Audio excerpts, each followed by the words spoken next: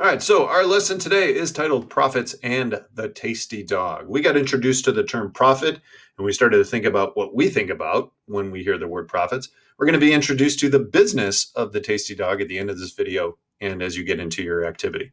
But first, here are your learning targets or your objectives, your instructional goals for today.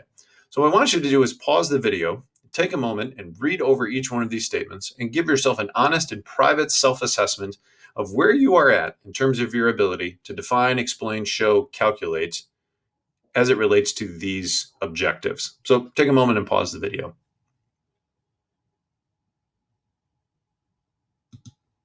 Profits is all about showing the money. So show me the money. Everybody say it with me. Show me the money.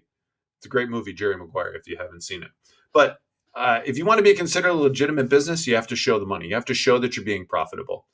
Investors are going to want to see if you are profitable.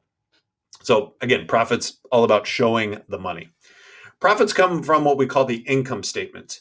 How much money the company has brought in, revenues, another word for revenue is sales. How much money it has spent, expenses or cost, and the difference between the two is a profit. And this statement shows a company's revenue, expenses, and profits over a specific period of time, typically a month or quarter or a year. So here's a very simple example, and then we're going to go and into a little bit more detail on each component. So first we have revenue. We have money coming into the business from either selling a good, providing a service, and then we have cost associated with those sales. So in order to provide my service, I have to pay for labor, or I have to pay for the gasoline in my lawnmower if I'm going to mow lawns. So that gives us my gross profit. That's only about half of the profitability for the business, because as we learn in that cost estimating lesson, we have those selling and general administrative, or what we're going to call our fixed costs. And we'll get into a little bit more detail on that. So then down at the bottom, sometimes profit is referred to as the bottom line because it is literally the bottom line on the income statement. As you can see in this example, our net profit is $20,000. So let's go into a little bit more detail on each one of these. So revenue is all money brought in over a period of time. How can we generate revenue? Well, we've talked about two of these already, providing a service or selling a product. So I could sell a phone case or I could sell tutoring services. Some other ways, I could set up some type of recurring product or service, a subscription fee. I could start the Cheese of the Month Club and send everybody cheese once a month for $25 a month. Or I could advertise on my app or website and generate revenue that way. Now, expenses with the business, costs associated with running the business. We have two types, variable costs and fixed costs. Now, when we're looking at profitability, we refer to our COGS as our variable costs and then our selling and general administrative as our fixed costs. But our variable costs are expenses that are directly involved in creating revenue. Really, really emphasizing any costs associated with creating revenue would be considered a cost of goods. So if it costs $10 to make a shirt, which Gap sells for $15. Now, Gap probably doesn't make the shirt. They probably buy it. But it costs them $10 to get the shirt, and then they sell it for $15. When it sells the shirt, Gap has a cost of goods of $10. Now, those fixed costs or those selling and general administrative costs, we talked a lot about how hurtful these can be to the business, especially at times when the business is struggling.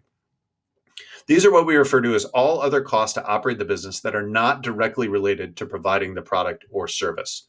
So our rent, our marketing, our sales, display mannequins, electricity, anything that we are going to have to pay no matter how many items we sell. So if I'm selling coffee, if I sell 1 million cups of coffee, I still have to pay rent, marketing, etc.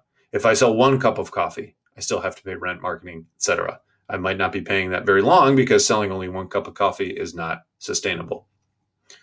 All right, so at the heart of this lesson is the profits, basically what's left after we have these two. So we have two profit calculations that we need to understand. We have gross profit and then we have net profit. So our gross profit is our revenue minus our cost of goods. It's the money that the company has left over to pay for other expenses. So if we went back to that Gap shirt example, the gross profit would be $5. it is a $15 selling price. It costs the company $10 to make or buy the shirt. And so they have a gross profit of $5. Now, another really important calculation is the profit margin. You may have heard this on Shark Tank or The Profit, where they're talking about, well, what's the margin? Basically, what they're asking is what percentage of your revenue is profit? And so there's a very simple calculation. For this example, basically $5 of our $15 in sales was profitable. So in this case, the business has a 33% gross profit margin. So again, what percentage of your revenue is profit? And then you could say, obviously, the other 66% is caught up in our cost to actually make the shirt. Now, net profit. Net profit, again, as we referred to the bottom line, because it's the bottom of the income statement, it's revenue minus our cost of goods and all of our fixed expenses, all of those selling and general administrative expenses, not related to operating the business. There are some other ones in there with taxes and whatnot, which we're not really going to get into. But then we get to our net profit margin. What percentage of your business is profit? So now we're not looking at how profitable are our sales. We're looking at how profitable is our business as a whole. So in this example, let's say that our fixed costs, our revenue minus our COGS minus our fixed expenses leaves us with $2 of net profit on one shirt that we sell for $15, or that Gap sells for $15. That would leave us with a 13% net profit margin. Here's another way you could look at this. If the business was broken down to or was represented by $1, 13 cents of that 13 cents of that dollar would be profit. The other would be going to the cost of goods and the fixed expenses for the business. Okay? All right, so now you're probably wondering, well, what exactly is the Tasty Dog? So Tasty Dog was, as I mentioned, a former local hot dog and burger establishment located in Oak Park, Illinois, that closed down a few years ago. But prior to their closing, we were able to get some of their financial information and use that as a great teaching tool. So you'll see in Google Classroom, you'll see an assignment there titled Profits in the Tasty Dog associated or connected with this video. So what you're going to do is you'll open that assignment and you'll see that it is a Google Sheet, and then everybody will get their own copy. And what you're going to do is you're going to make the following calculations directly on that sheet: total revenue, total cost of goods sold, gross profit and margin, gross profit per product, net profit and net profit margin. Now, the nice thing is that as you're working through